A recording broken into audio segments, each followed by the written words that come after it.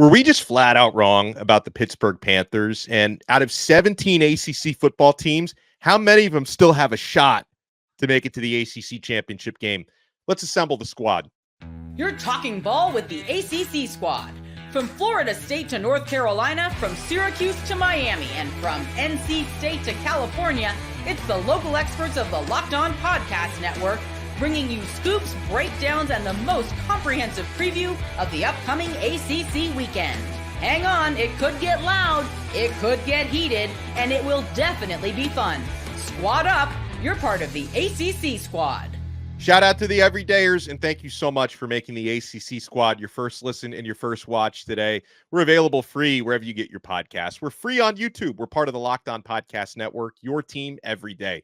Today's episode is brought to you by FanDuel. You can start the season with a big return on FanDuel. New customers can place a $5 bet, and you'll get started with $150 in bonus bets if you win your first $5 bet. Visit FanDuel.com to get started. We'll talk about where the ACC sits in the updated AP rankings. Big games coming up in Week 10 this weekend. The agony and the ecstasy of the great games this past weekend in Week 9. I am Alex Donno from Locked On Canes, joined by Jackson Holzer, Locked On Syracuse, Grayson Boone, Locked On Wolfpack, Dalton Pence, Locked On Louisville, JJ Jackson, Locked On Blue Devils. Miami and Blue Devils are going to be going head-to-head this weekend, the return of Manny Diaz. But I feel like, Jackson, I need to let you buy the first round, and I think you're lucky that Kenton Gibbs is not with us on this one, because he would probably remind you that at some point Kyle McCord was going to have the Kyle McCord game, and lo and behold, there it was. I disagree with you. I wish Kenton was here. See, here's the thing with Kenton. We've debated a lot with Kenton, right? All of us here have debated with Kenton at some point or another. I pretty much know what he is going to say a lot of times. I have a good idea of what Kenton would say if he was here with us right now. He would be like, see, that's the Kyle McCord we all know. We knew it was coming, right? Well, I have to disagree with him on this, because that would imply that Kyle McCord's played that poorly in his life. That was the worst game he's ever played in his life. Yeah. That was the worst game ever. Forget college for a moment, okay? His entire life. Yeah. He was a 5-star recruit in high school. He was throwing to Marvin Harrison in high school. I bet you he didn't have a 5-interception game where 3 of them went into the end zone. I bet you he didn't have that in high school. I bet you, since he was a 5-star in high school, he was also really good in middle school, and he was really good in Pop Warner too. I guarantee you that was the worst game of his life. His life. So to sit here and say, well, that's the Kyle McCord we all knew was going to happen. We all knew. You're wrong, because that was the worst game ever. Yeah. Seriously, if you told me going into the game that Kyle McCord was going to throw 3 touchdowns and that Eli Holstein would be held to 108 yards, 2 touchdowns, no turnovers, but still only 100 yards, right? I would say that Syracuse probably won the game. Oh, by the way, Syracuse outgained Pitt. They had more time of possession than Pitt. There's just one thing I'm leaving out, though, is that those 3 touchdowns from Kyle McCord all went to Pitt in the first half. Yeah, and Pitt comes away with bad. the 40, it was bad. It was terrible. 41-13 final score, Pitt over Syracuse. And if anyone else wants to jump in on that game, and also Dalton, are we taking Pitt seriously? Because all the Panthers do is continue to win football games. They're 7-0 overall, 3-0 now in ACC play. The Panthers, they've got a tough road ahead, because they still have to play SMU this weekend, and they still have to play Clemson, but they also have the opportunity to play spoiler against those teams. They do, and there's a certain level of credit that has to be given to teams that win their games, because if it were that easy, everyone would be 7-0. So we have to give them credit for starting out the season and playing the way they are. You can only handle the teams on your schedule.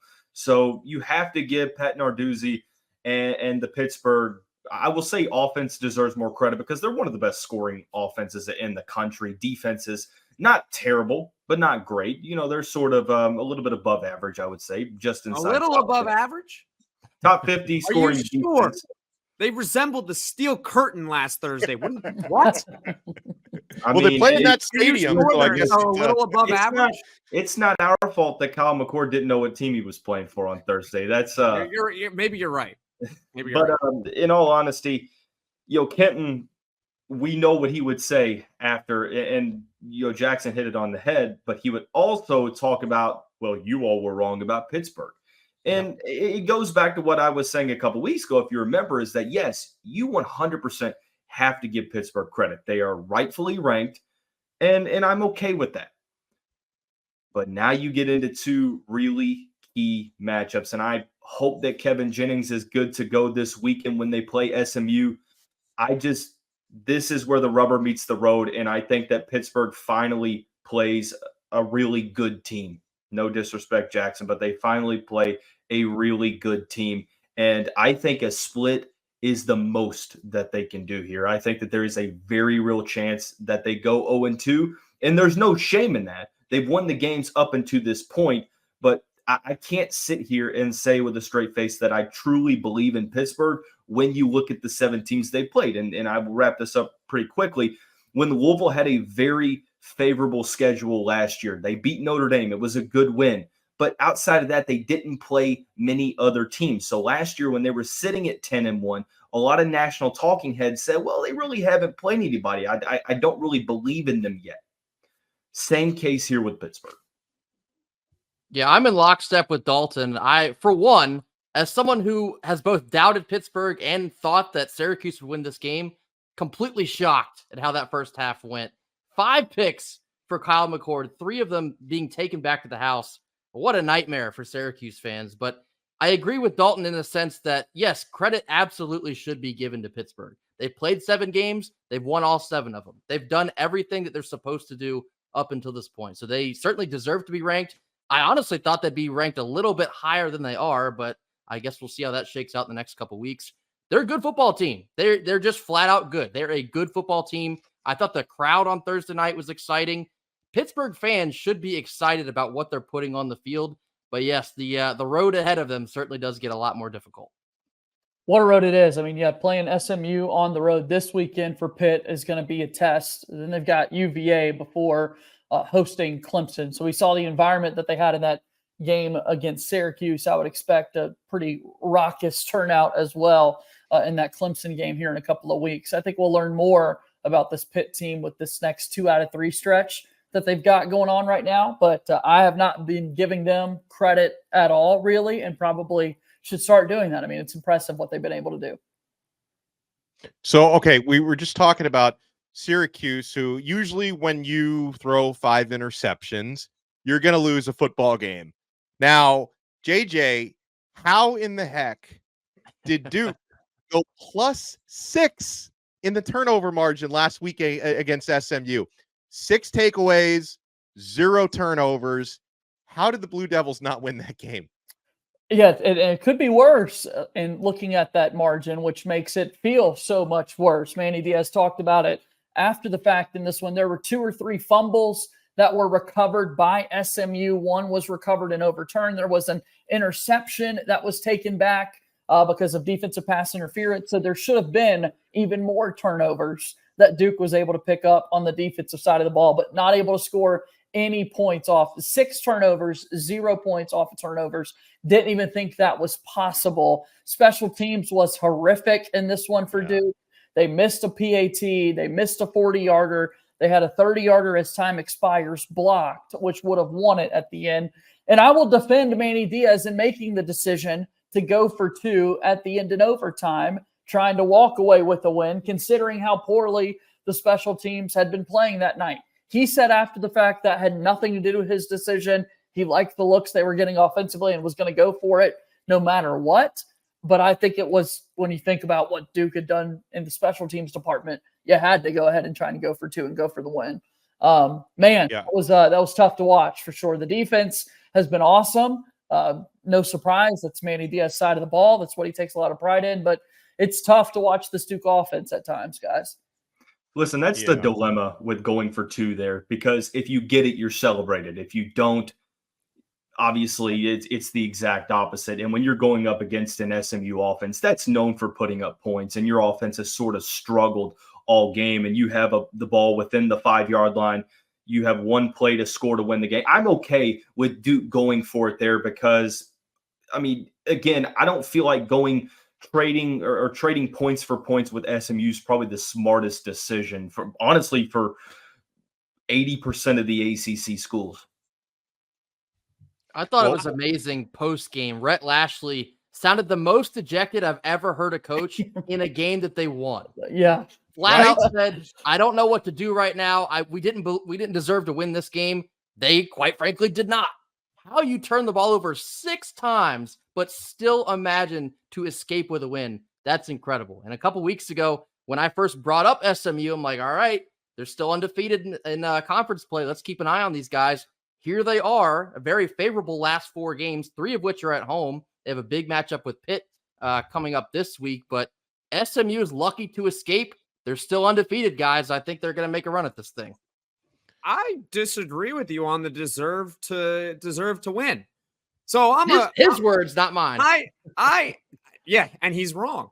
He's wrong because I'm a big hockey fan, and there's this website where there's something called the Deserve a Win-O-meter, where it'll show like if in a hockey game, like, oh, this team was outplaying them, and so that team would win 80% of the time, right? And then you see that team loses, and you're like, well, how did they lose? Well, sorry, you turned the ball over 6 times, you still won. Well, yeah, because Duke couldn't take advantage of it.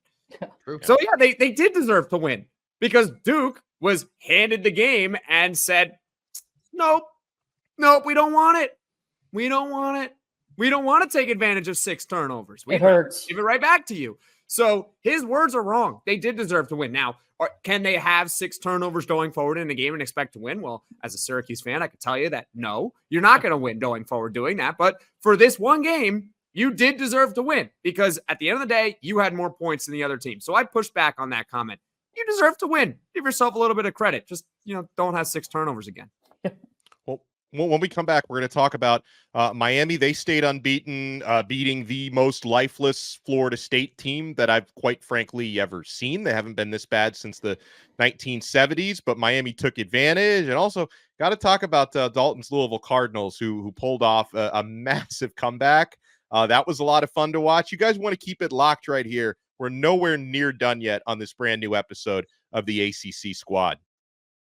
We've been having a blast all season long at FanDuel, and there's some interesting numbers in the ACC coming up this weekend. Miami Hurricanes are 21.5-point favorites at home against the Duke Blue Devils. Syracuse are underdogs at home against Virginia Tech. Clemson favored by double digits at home against Louisville. You want to check out all of this action. You want to log on to the FanDuel Sportsbook. Get ready to tackle the NFL action, by the way, with FanDuel, America's #1 sportsbook.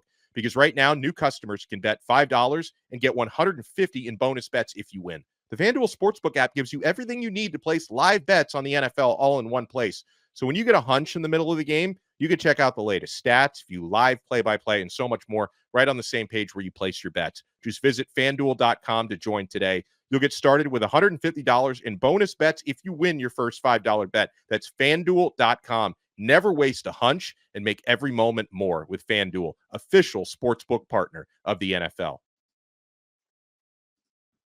Thank you so much for making the ACC Squad your first listen and your first watch today. Make sure you check out all of our other shows for the next listen. I host Locked On Canes, Jackson on Locked On Syracuse, Grayson on Locked On Wolfpack, JJ on Locked On Blue Devils, Dalton on Locked On.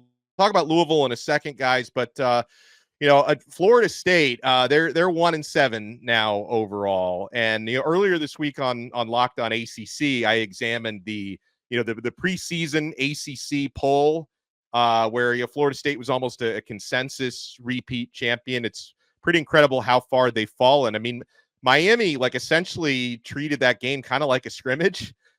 Florida State, they did do a good job on Xavier Restrepo and some of Miami's passing targets. So Miami just decided, let's just run the ball today. And they rack up 230 yards. Damian Martinez had 148 yards and 2 touchdowns in that one with a great performance. We got new Dalton in. Hello, new Dalton. So I don't know how much we learned about Miami or Florida State, but I will say, guys, obviously a bounce back for Miami's defense, but Florida State's offense is the slump buster for any defense out there. But I will say Miami has shown the past couple of weeks that their offense can really be a pick your poison, because early in the season it was really all Cam Ward and not a whole lot of the running game. Past couple weeks, Miami had 219 rushing yards against Louisville, 230 yards against Florida State. So there's a whole nother aspect to that offense that needs to be respected. Hey, Donno, how'd you enjoy the bye week? Yeah, it's pretty much what actually that might have been easier than Miami's got another bye week coming up in a couple of weeks.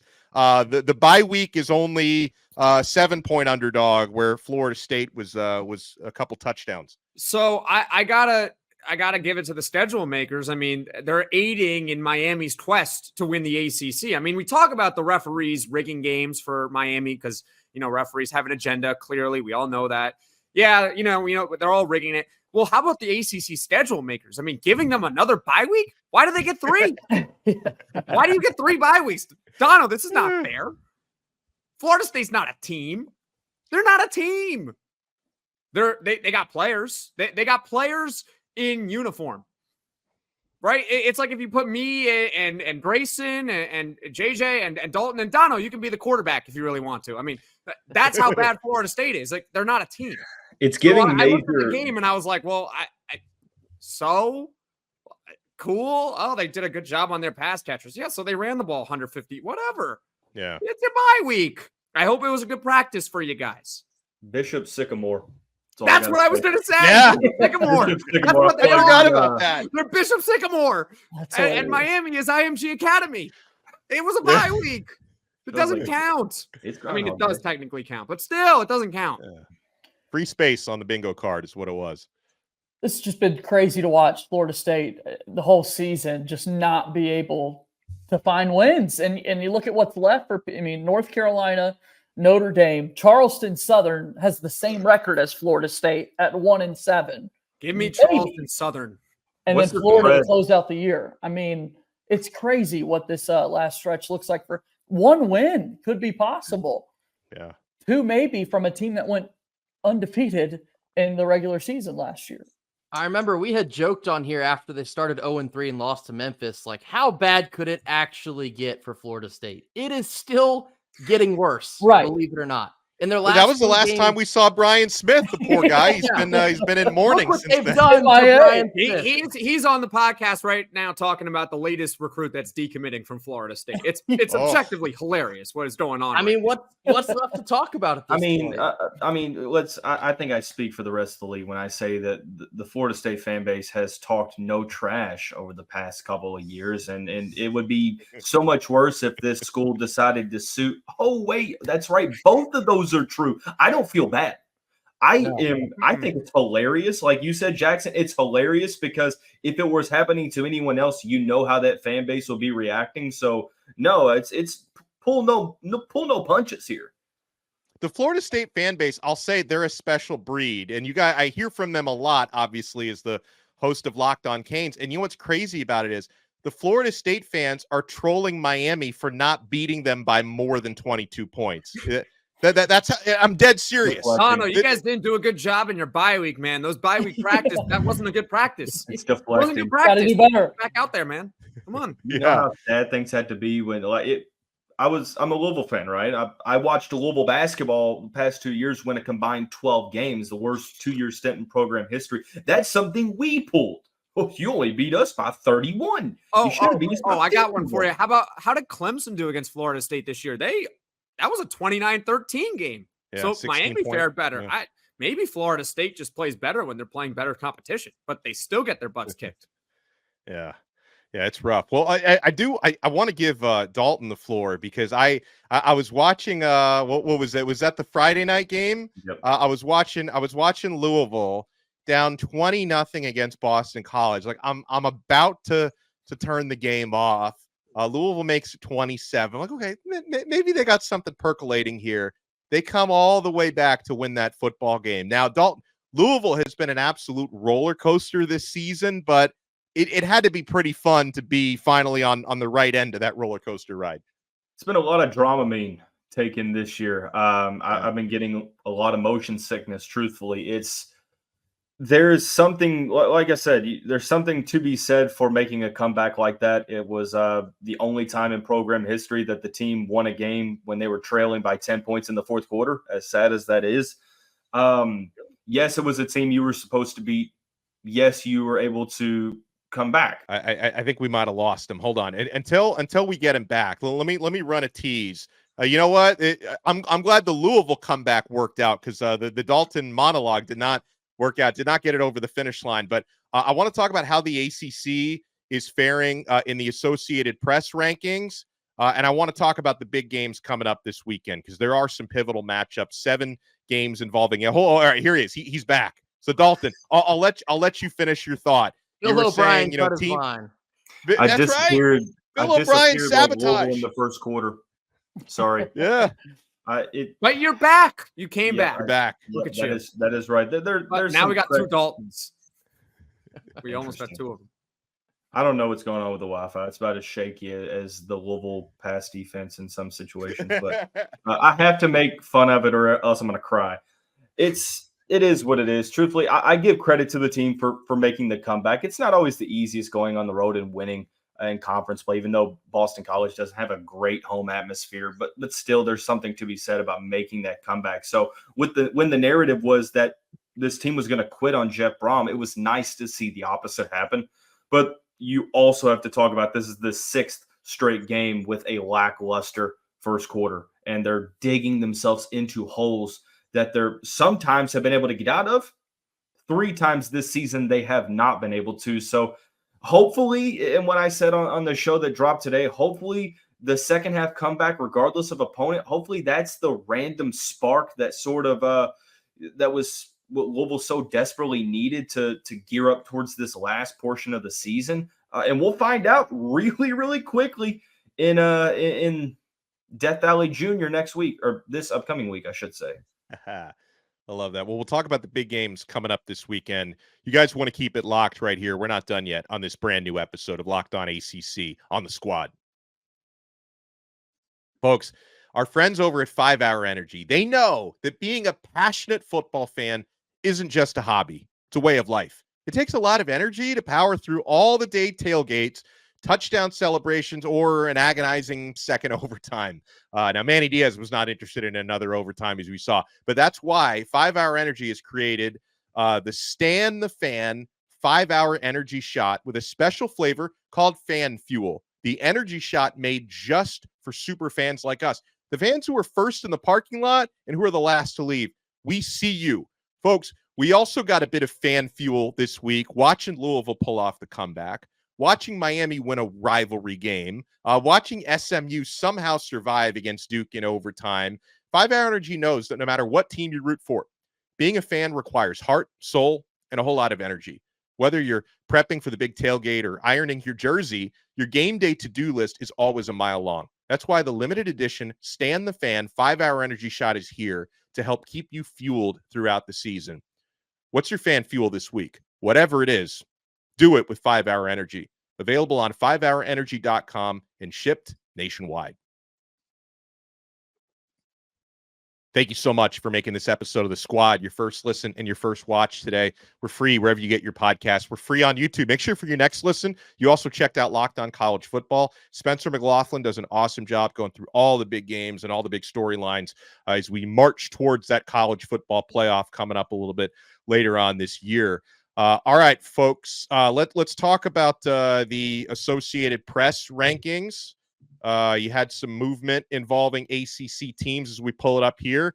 Miami, they beat Florida State on their FSU bye week. They move up a spot to number 5. Texas moved down to number 6. Next ACC team on the list is Clemson. Clemson had the bye week. They somehow moved down 2 spots. Didn't even play last week. They moved down to number 11.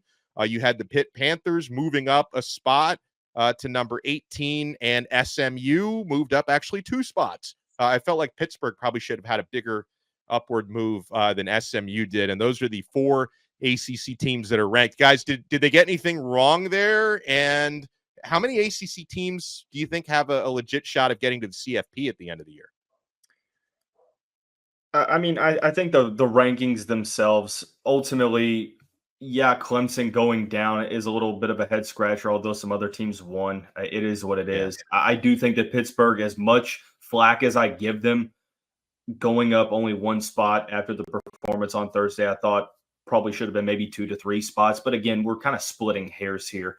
The good news is you have all the opportunity in the world the next 2 weeks to try to claim an upward spot. As opposed to your other question, college football playoff is going to be very interesting because, like you and I kind of talked about before the show, Donno, what happens if you get 3 teams, in conference play that go undefeated? And what happens there? Let's say Miami, Clemson, and SMU all go undefeated. How's that going to affect who ends up getting in? Obviously, it's going to be what win percentage of their schedule in terms of conference play. But I think that you have the ACC winner that gets in. I think at most you can get one more team in. I don't see a situation where you get 3 ACC squads in the college football playoff. Yeah, ACC fans aren't going to like what you just said, but it's true. Yeah, you might be right. You might be right. I mean, obviously, whoever wins, that's a guaranteed berth. What you really need to have happen to maximize the amount of teams is you need like a Pitt or an SMU to actually win the conference. Because I think Miami with 1 loss is still in no matter what. I think we can all agree on that. They're in no matter what, right? 1 loss, they're in. Clemson, that's tricky if they lose 2. Yeah, it gets but nice. Maybe. You do bring up like the only way it could happen though, because if SMU, it would have to be SMU because Pitt and Clemson play. If let's say SMU ends up winning, we got Kenton. There we go. Who's here? Look at him. You thought I was going to miss the opportunity to talk to my boy Jackson Holzer today. We already know what you're going to say, so just say it, and I'll give my counterpoint and then go. Hey, listen. I wanted to check on you, Jackson. I know that was a rough Thursday night. How are you? Are you okay, Jackson? I just want to know that you're okay. Look, I'll tell you why we're okay, all right? You ready for this? Talk to me. Look at my background. Oh, basketball season. I'm going to tell you this. See, and this is how I knew me and Jackson were going to disagree. Because I think Syracuse football is actually okay. I think they're fine. I think they're ahead of schedule. And I think that outside of McCord, being Mount McCord, because I told everybody it's like a volcano. The longer it takes past when it's supposed to erupt, it's going to happen in spectacular fashion. But I think if I'm you, I'm happy because the rest of the team outside of McCord is that good. And y'all are way ahead of schedule. So if anything, I came here to just make sure you weren't ready to jump off the cliff and say we're a basketball school because your football team still has a lot of things in front of it. We're fine. Okay, Kenton, we're fine. The fan base is okay. We've recovered. We're good. There we go. I was just checking on you. We have accepted. I think the collective fan base has accepted that this has been a very good first year under Fran Brown. Absolutely. We're all happy with that. 5-2 we would have signed up for. Obviously, we didn't want to get our butts kicked against Pitt and Kyle McCord. I mean, I would say, Kenton, you're wrong because you think that spectacular implosion was going to happen. You're wrong. That was the worst game he's ever played in his life. That's what I said. That was his worst game in his life. But that's what I mean. But that's what I mean by too many McCord moments were held underneath the surface. They were bubbling up. They were waiting to come out. You got me. Because he was playing so good for so long that the collapse just had to be the biggest collapse. Exactly. And here's the Makes thing. sense. I get it. Did you really think he was going to go throw 5 picks and 3 of them would end up in his own end zone? I didn't know 5 was on the way, but I knew he at least had a 3-pick game on the way. I mean, look, I mean, 3 picks that happens. That happens. But 5. Hey, Jackson, I love you. I just want to make sure you're okay, man. I just want to make sure you're okay. We're okay. We're okay. He's from ear to ear right now. I was geeked up like Fabo in 08. I'm telling you, I was geeked up. Listen, here's the thing. He put on a suit for you, Jackson. Yeah, absolutely. Full suit. Yeah, and I'm out here wearing a hoodie. I look like I just woke up in the morning or the evening, whatever it is. I did not, but I just decided to wear a hoodie on this one. But, I mean, look, the fan base is actually okay. I mean, yeah, it sucked. It sucked, but we're okay. Like, we're looking at the schedule still, and we're like, all right, like, can we still pull out 8 regular season wins? Like, can we still do that? Maybe.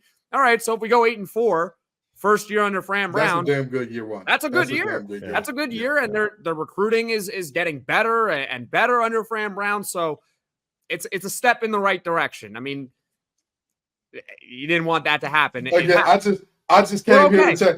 Fire came to check in on his ice to make sure you were okay. Okay. I was coming to make sure you were okay. And guess what? We got basketball coming too. We got basketball too. It's happening. While you're checking, Kenton, I'm not okay. Going +6 in the turnover department and finding a way to lose a football game, special teams mishaps I'm not okay, Kenton. I'm gonna tell you, checking in on all of us. I'm gonna tell you, this has been a week of vindication for me because I told everybody that Kyle McCord wasn't it. This week he showed it. I told everybody I'm not sure about Malik Murphy. I mean, they're winning, but I'm not sure about that kid. Everybody said, "Oh, you're just mad because Duke beat NC State last year." Oh, you're just hey.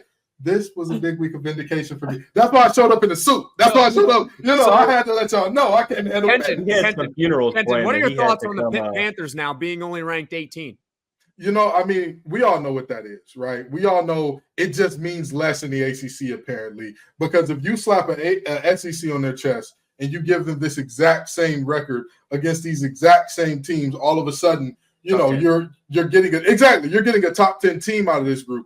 I don't understand how we continue to underrate this team, despite all they do is not only win, they won impressively against the best team that they played all season, according to many.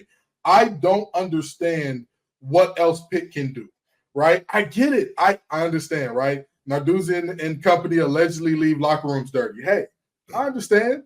I get it, right? Narduzzi, do better. Stop doing that.